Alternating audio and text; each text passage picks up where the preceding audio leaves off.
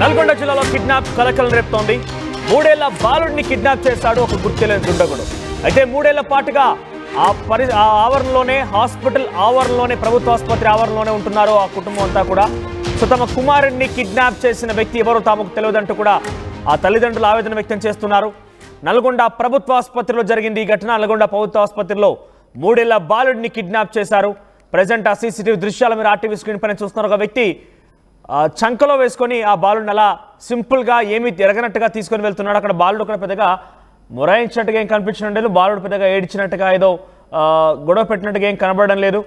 So బాలుడిని ఆ గుర్తులేని వ్యక్తి ఎత్తుకెళ్ళి వెళ్ళాడు. బాధితుల ఫిర్యాదుతో ప్రజెంట్ పోలీసులు విచారణ చేస్తున్నారు. 3 ఏళ్లుగా ఆసుపత్రి ఆవరణలోనే ఆ బాధిత కుటుంబం నివాసం ఉంటోంది.